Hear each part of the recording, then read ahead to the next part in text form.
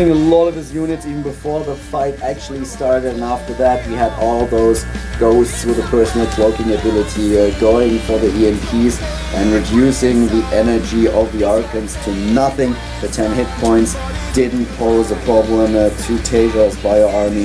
He had such a scary force at that point in time, and this game was just ending so fast after the engagement. The second map will be Belcher Beach. And Inca sure does have to turn up the heat if he wants to succeed against the Slayers player. The players are about to be ready. TaeJa is ready. We are still waiting for Inca to confirm that he is good to go as well. And then we can start with the second match between Inca and TaeJa, the Terran versus Protoss. And we have another game coming up, of course, on this second stream as well. After this best of 3, we will have OGS Supernova, Startail Squirtle, which is going to be another Terran versus Protoss match. But now we're still waiting for Inca and TaeJa to start the game, and yeah, this should be pretty nice.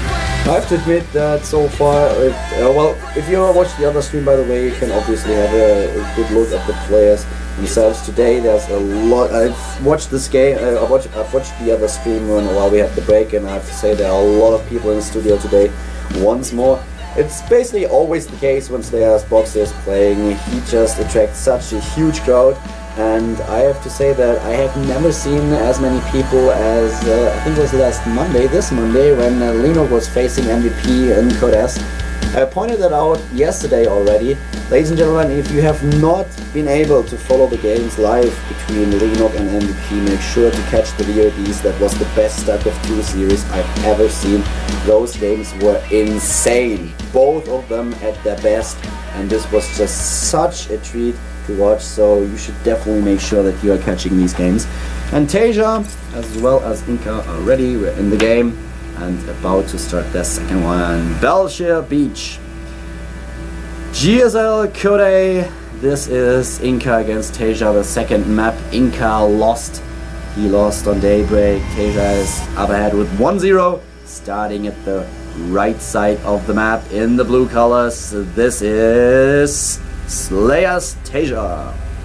And at the left side of the map, the top left, we have his opponent. We have the Protoss player from Team OGS, Old Generations. He is OGS Inca.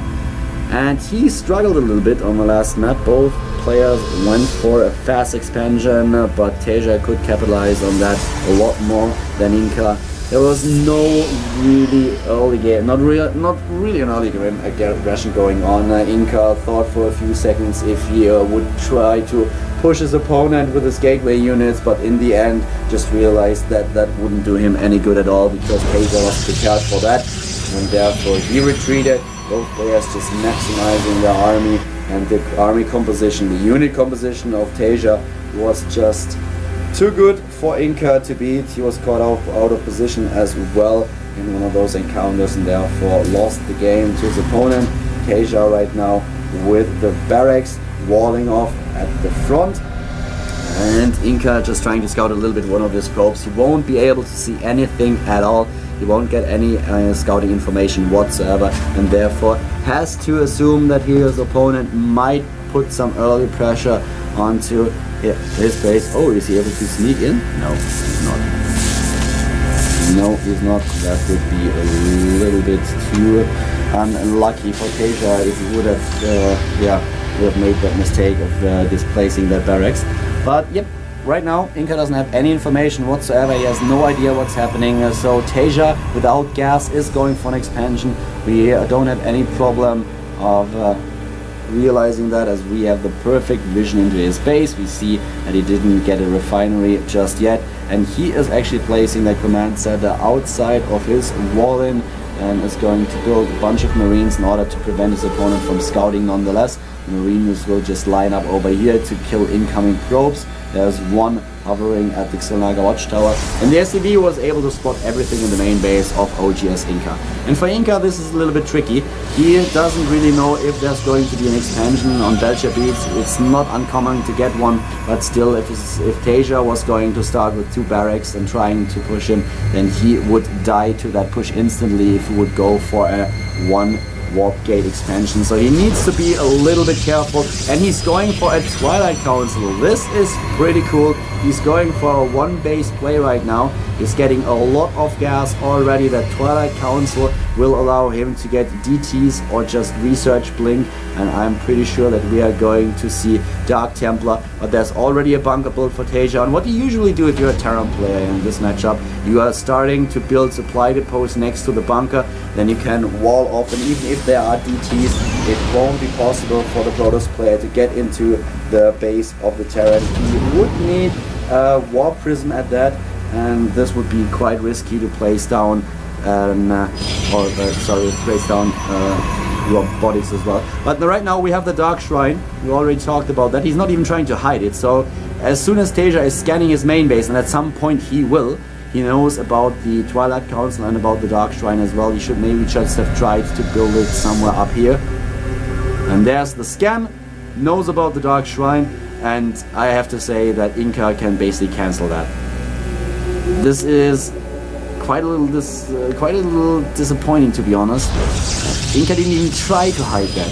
He didn't even try to hide that, and he should really cancel that Dark Shrine if he's not just getting it in order to get Archons, because I have to say that this is not going to happen. I'm still missing some supply depots by TaeJa, but he has the engineering base going for a missile turret, and if not for some miracle, those DTs won't deal any damage at all to TaeJa.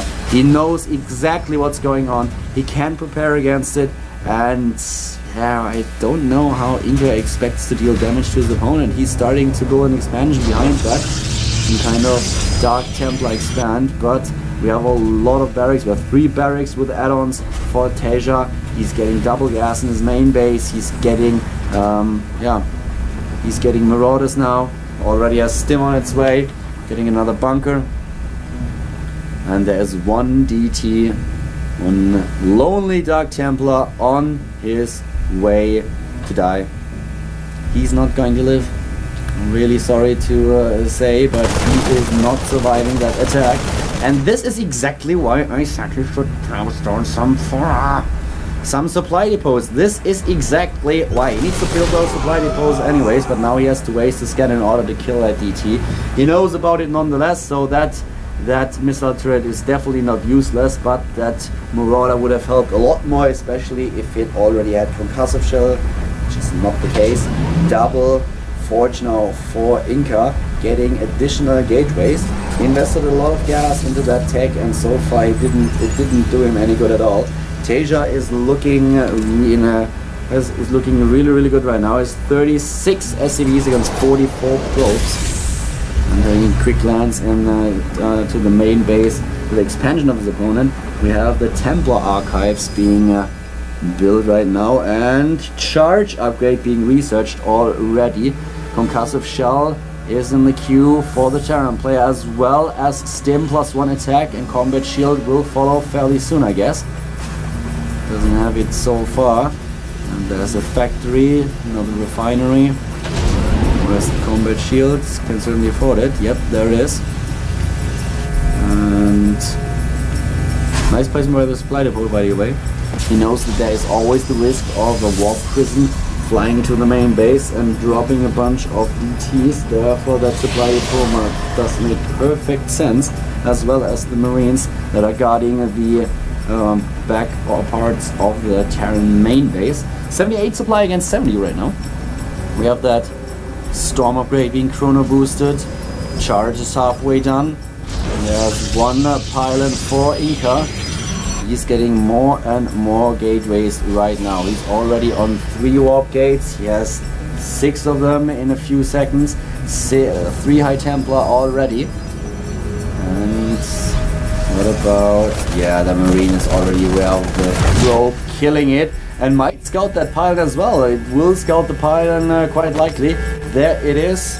And yep, saw the pylon. And where the hell is that Marine going? It's just, the Marine is just scouting a little bit, trying to get an idea if there's a third base already for Inca. Something's not the case. And the Protoss player trying to be a little bit aggressive. He is about to finish the +1 armor upgrade.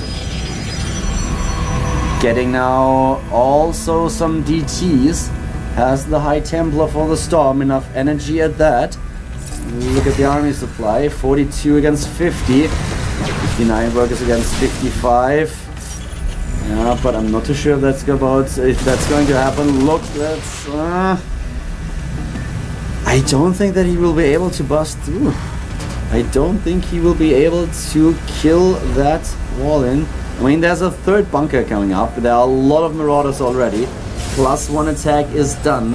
+1 armor is about to be done. We have the armory being built so that he can access the +2 attack and armor upgrades. Right now, with the probe trying to get a third base. Whoa, nuke being built and pushing out with 180 supply. The player from Team Slayers.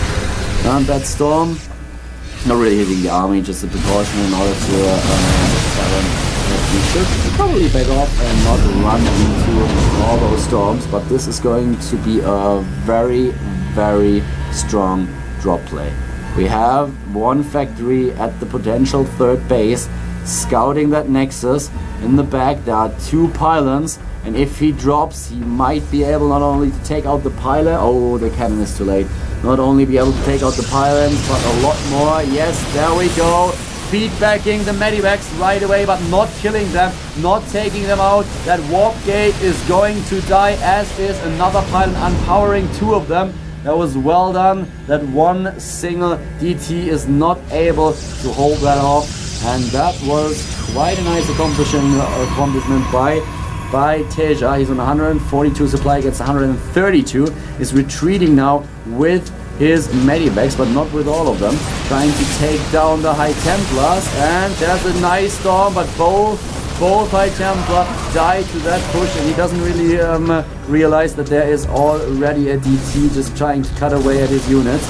At the same time, there's a small draw of TaeJa at the third base, trying to annoy him just a tiny little bit while dropping into his opponent's main base again with all 4 medivacs, and now going for a taking down the assimilator, and might be able to clear that force out as well. That looks pretty damn good for TaeJa right now. He's killing a lot of stuff, a lot of units running into that storm. At the same time, we have the Protoss player with an all-out attack, trying to break through that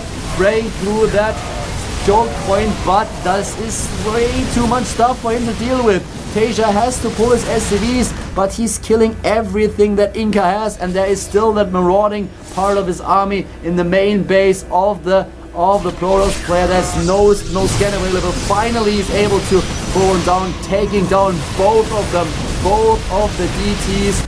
And there's still a double medivac hovering at the third base. Oh, TaeJa looking so strong, focusing down that Nexus, and Inca down at 82 supply. He will lose that game most likely. We have him now taking out more DTs, and he's just losing way too much stuff.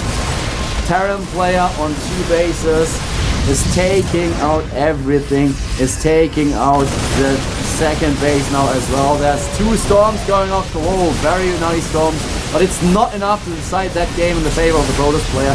He has just way too many engagements, way too many units of the Terran player in his main base, and targeting down that Nexus will win TaeJa that game. Now Inca pulling the probes as well, but all of them are about to die if they really insist on fighting with the Terran player's forces. 50 supply for OGS Inca and Slayers. TaeJa on 120. Still units in the main base, of Inca. It's just too much. He can't handle that much pressure. Another Nexus is being target fired by TaeJa. There are a lot of DTs, 5 of them, but the Nexus is down. The Nexus is dead. The Marines and Marauder 2-to-1 upgrades are just way too much for Inca to deal with. Inca in so much trouble right now. Scans going off everywhere. in order to reveal the GG. This is not going to happen. Inca is just desperately clinging onto this game, but nope. Those Nexa are all being killed. I have no idea why he's not winning the game. There's the GG. Inca taking the series with 2-0 and therefore advancing to the next round. We have another match coming up in a few short minutes. OGS Supernova will face Startail, Squirtle, and TaeJa Shipyard will be the first map in this best of 3. We'll have a quick break in which the players will get ready. And then we will have the final match in our group for today.